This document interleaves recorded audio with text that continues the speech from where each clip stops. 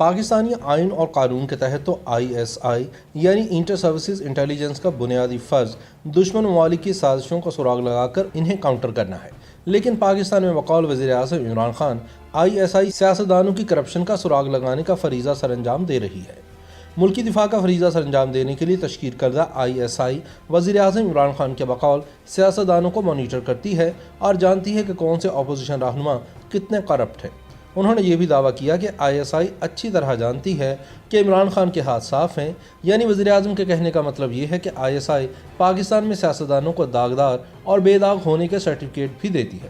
لیکن وزیر اعظم شاید بھول گئے کہ اس ایجنسی کے کئی سربراہوں کا اپنا ماضی کافی داغدار ہے، جنہوں نے الیکشن جتوانے اور ہرانے کے لیے سیاسی اتحاد بنوائے اور سیاستدانوں میں بھاری رقم تقسیم کی۔ دکھ اور افسوس کی بات یہ ہے کہ پاکستان کے دفاع کے ذمہ دار یہ اہم ترین ایجنسی اپنا بنیادی فرض بھول کر سیاست میں غرق ہو چکی ہے۔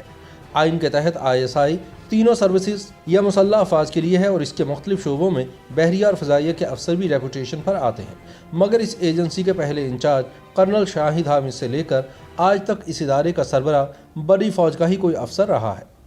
دیگر ممالک میں کلیدی قومی سراغ رساں ایجنسیوں کی سربراہی عموماً کسی سویلین یا ریٹائرڈ فوجی افسر کو سونپی جاتی ہے، کیونکہ یہ ایجنسیاں کسی مخصوص ادارے کو نہیں بلکہ براہ راست حکومت وقت کے اعلیٰ ترین آئینی عہدیداروں کو جواب دہ ہوتی ہیں۔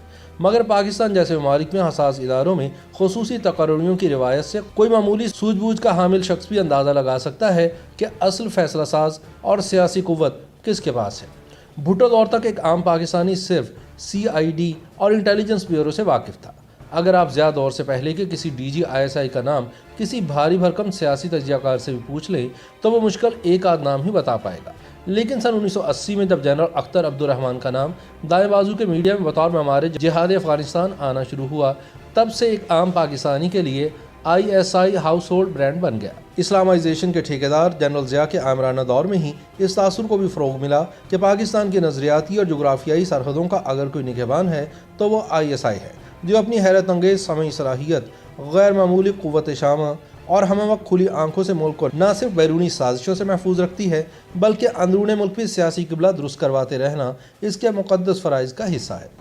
اسی غیر اعلانی ذمہ داری کا پاس کرتے ہوئے جنرل اختر عبدالرحمان کے جانشین لیفٹیننٹ جنرل حمید گل نے اسلامی جمہوری اتحاد بنوا کر سن 1988 کے انتخابی نتائج کا قبلہ سیٹ کیا، مگر بینظیر بھٹو کی پہلی حکومت نے حمید گل کے ڈیزائن کردہ جلال آباد آپریشن کی ناکامی کے بعد ISI کی تاریخ میں پہلی مرتبہ ایک ریٹائرڈ جنرل شمس الرحمان قلو کو DG بنایا، اور پھر لگ بھگ ایک برس بعد بینظیر بھٹو اور ان کے DG ایک ساتھ فارغ کر دیے گئے۔ اگلے DG ISI lieutenant general Asad Durrani نے بقول خود اپنے باس کے کہنے پر سن 1990 کے انتخابات سے مثبت نتائج پیدا کرنے کے لیے بذریعہ مہران بینک اصلی حب الوطنی کی سکہ بند تشریح پر پورے اترنے والے سیاستدانوں پر رقومات خرچ کی۔ اسی طرح سن 2002 کے انتخابات میں پیپلز پارٹی اور مسلم لیگ نون کو پیچھے دھکیل کر پیراشوٹ سے مسلم لیگ کاف کو میدان میں اتارا گیا۔ ساتھ ہی ملکی تاریخ میں پہلی مرتبہ مذہبی سیاسی جماعتیں متحدہ مجلس عمل کے پلیٹ فارم پر ایک مؤثر سیاسی قوت کے طور پر ابھری۔ اس وقت جنرل احسان الحق DG ISI تھے،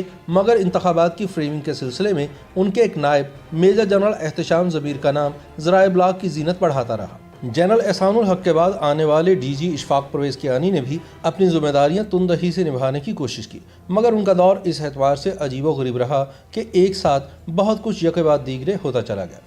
ڈاکٹر قدیر ایٹمی اسکینڈل، چیف جسٹس کی برطرفی کا بحران، لال مسجد کا واقعہ، بلوچستان میں شورش اور کالے کو گورا کرنے والا NRO فارمولا، مگر جنرل کیانی واحد DG ISI گزرے ہیں جنہیں بری فوج کی سربراہی عطا ہوئی اور پھر میمو گیٹ اسکینڈل کی وجہ سے انہیں ایک اضافی مدت بھی ملی۔ عبوری دور میں جنرل ندیم تاج DG ISI رہے اور ان کے ہوتے ہوئے بینظیر بھٹو کی شہادت کا واقعہ پیش آیا، جس کی تحقیقات آج بھی نامکمل ہے۔ البتہ کیانی کے بعد اگر کوئی زمانہ یاد رہے گا تو وہ جنرل احمد شجاع پاشا کا دور ہے۔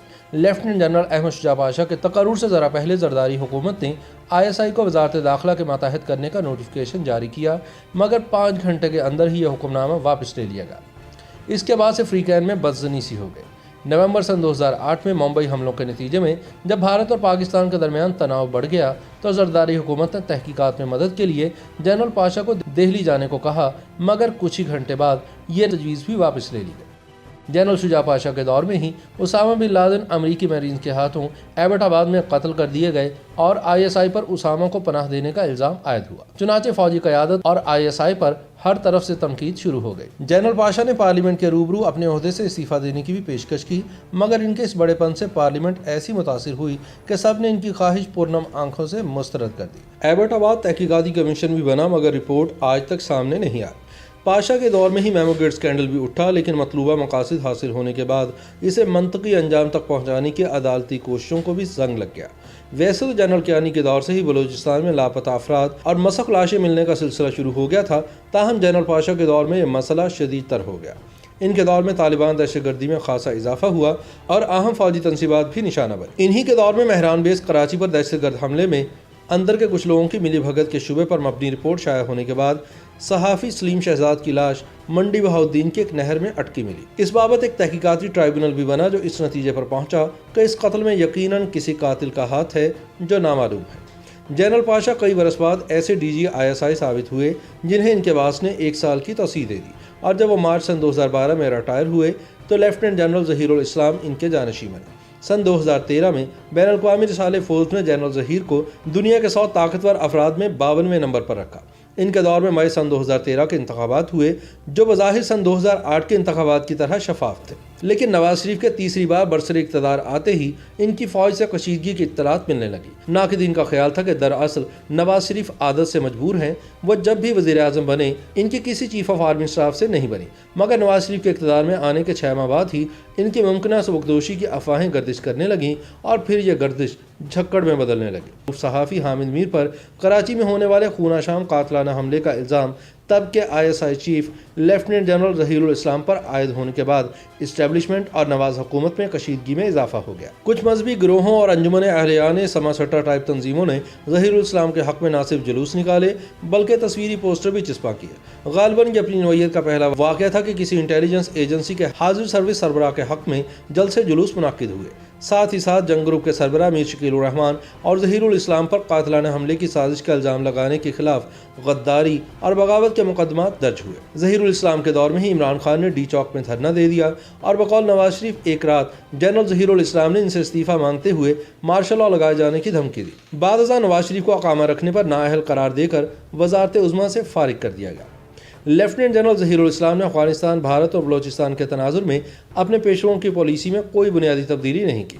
इस दौरान बलूचिस्तान में मजहबी शिदत पसंदी और दहशतगर्दी के वाक़यात में तेज़ी से इजाफा हुआ। इसके बाद रिजवान अख्तर ISI के सरबराह बने तो डॉन लीग्स का शोशा छोड़ा गया, जिस पर आजकल कप्तान हुकूमत फ़ौज की मदद से बड़ी खुशू व खुजू के साथ अमल दरामद कर रही है। फैज़ाबाद धरना फेम वाले फैज़ हमीद के ISI चीफ बनने के बाद से तो ये तासुर आम है कि इमरान खान कोई भी हुकूमती या सियासी फैसला इनके मशवरे और मर्जी के बगैर नहीं करते। सच तो ये है कि फ़ौज हो या कि इसके मातहत इदारे और इनके सरबराह जो भी पॉलिसियाँ और हिकमत अमली तय होती हैं वो किसी एक ज़ात शरीफ के सबब नहीं बल्कि इदारती और इज्तिमाई अंदाज में तय होती है। और इंटेलिजेंस इदारे तो बिलखुसूस दुनिया भर में अपने हल्का असर और ख़ुद से वाबस्ता अहदेदारों और अफराद का पूरा तहफ़्फ़ुज़ करते हैं।